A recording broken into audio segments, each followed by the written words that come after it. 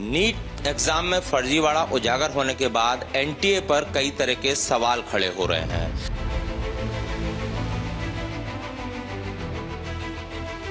की जो कार्यप्रणाली है उसको लेकर कई तरह के आरोप भी लग रहे हैं। ये डॉक्टर विवेक पांडे हैं जिन्होंने कई आरटीआई लगाई और उसमें कई तरह के खुलासे भी हुए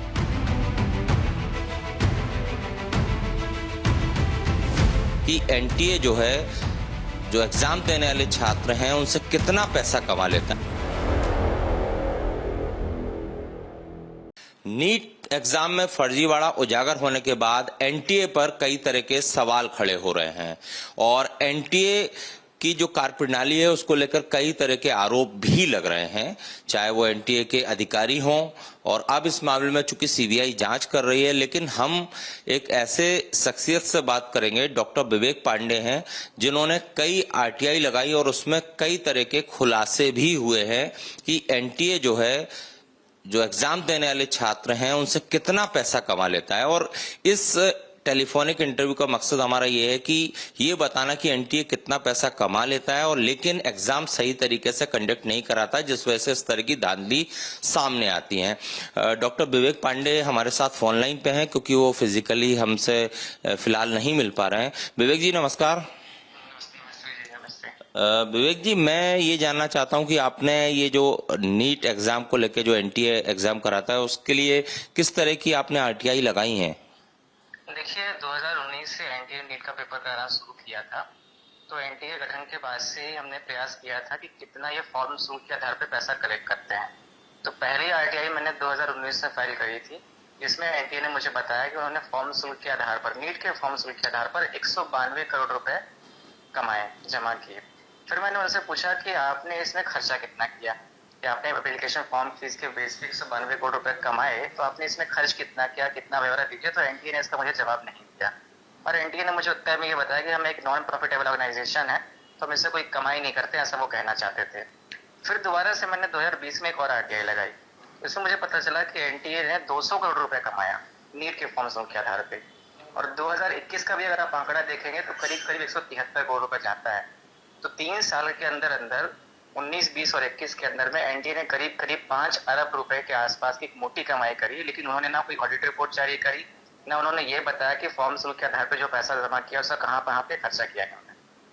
अच्छा, तो अगर ये 19 से चूंकि एनटीए एग्जाम करा रहा है और आपके पास आरटीआई के जरिए 21 तक की जानकारी आई, अभी चूंकि 24 चल रहा है, तो क्या अब तक का भी कोई आंकड़ा आपने कैलकुलेट किया है इस आरटीआई में जो जवाब मिले 3 साल के, उसके आधार पर कि अब तक कितना कमा लिया होगा एनटीए ने बच्चों से? हमने एक आंकड़ा कैलकुलेट किया है। इस साल का भी करीब करीब 360 करोड़ रुपए के आसपास एनटीए को फॉर्म शुल्क के आधार पर, नीट के फॉर्म शुल्क के आधार पर पैसे मिले हैं।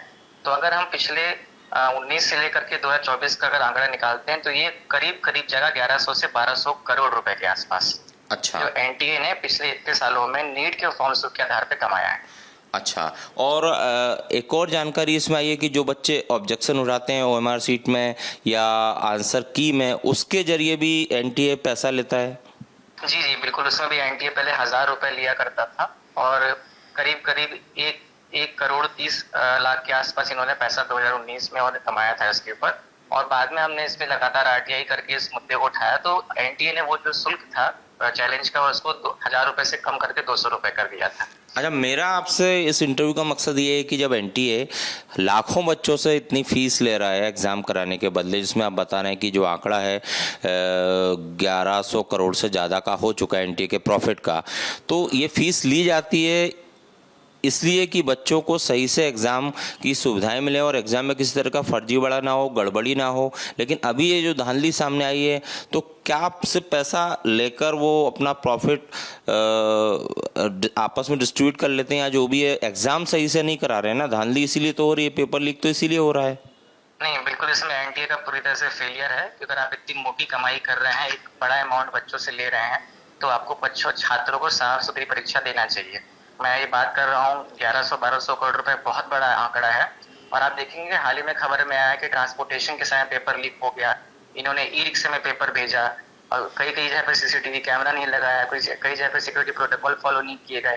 तो मुझे लगता है कि वैसे एक मोटी कमाई कर रहे हैं परीक्षा के आड़े पर, लेकिन जो छात्रों को मौलिक सुविधाएं मिलनी चाहिए परीक्षा के समय पर, जो सिक्योरिटी व्यवस्था होनी चाहिए परीक्षा के समय पर, ताकि पेपर लीक ना हो सके, कोई चीटिंग ना कर सके, कोई फर्जीवाड़ा ना कर सके। एनटीए ऐसे पूरी तरह से विफल रहा है। तो मुझे नहीं लगता कि छात्रों का पैसों का एनटीए की तरफ से कोई सदुपयोग किया गया है। मतलब आप ये कहना चाहते हैं कि एनटीए ने जितना प्रॉफिट बच्चों से एग्जाम फीस के नाम पे लिया, इसका 5 से 10% भी अगर एग्जाम सही तरीके से कंडक्ट कराने में उपयोग करते तो इस तरह की धांधली नहीं होती, हजारों बच्चों का भविष्य खतरे में नहीं होता। बिल्कुल ऐसा होता, और ऑडिट रिपोर्ट भी एनटीए ने जारी नहीं करी है इसके ऊपर, कहाँ पे कितना पैसा खर्च किया गया उसका कोई विवरण एनटीए नहीं दे रहा है। हमने लगातार कई आरटीआई फाइल करी है उसके ऊपर। तो कहीं ना कहीं ये बस एक मोटी कमाई करने का जरिया बन चुका है एग्जाम, लेकिन छात्रों को ना सुविधाएं मिल पाती हैं, ना कोई सिक्योरिटी की व्यवस्था होती है। और पेपर लीक हम देख रहे हैं कि ई रिक्शा में ले जा करके कोई व्यक्ति ट्रांसपोर्ट कर रहा है एग्जाम सेंटर्स को, पेपर वहां से लीक हो जा रहा है। इसका मतलब ना सिक्योरिटी की कोई व्यवस्था करी गई है, ना उससे पैसा खर्चा किया गया है। कई सेंटर्स पे सीसीटीवी नहीं थे, ये भी खबरें आई हैं। तो एनटीए ने सिर्फ मोटी कमाई करी है, लेकिन छात्रों को सुविधाएं जो देनी चाहिए थी वो नहीं दी है। इसी कारण से नीट की जो परीक्षा वो साफ सुथरी नहीं हो पाई है। अच्छा, अभी ये जो धांधली सामने आई है, फर्जीवाड़ा सामने आया है, चाहे बिहार में जले हुए पेपर मिले हों, चाहे गुजरात में या इसके अलावा झारखंड में, तो क्या लगता है किस तरह से पेपर लीक हुआ, किसकी मिलीभगत रही होगी? क्योंकि आपने इतनी इन्वेस्टिगेशन की है, आरटीआई लगाई है, तो आपको भी बारीक जो पॉइंट्स हैं वो पता होंगे। देखिए, मुझे ऐसा लगता है कि ये बड़े स्तर से चालू होता है और निचले स्तर तक कहीं ना कहीं सबका इन्वॉल्वमेंट इसमें है, क्योंकि बिना लोगों की सांठ गांठ के पेपर लीक नहीं हो सकता है। नीट बहुत बड़ी भारत देश की परीक्षा है मेडिकल की, एक ही परीक्षा भी होती है जो नीट के नाम पे होती है।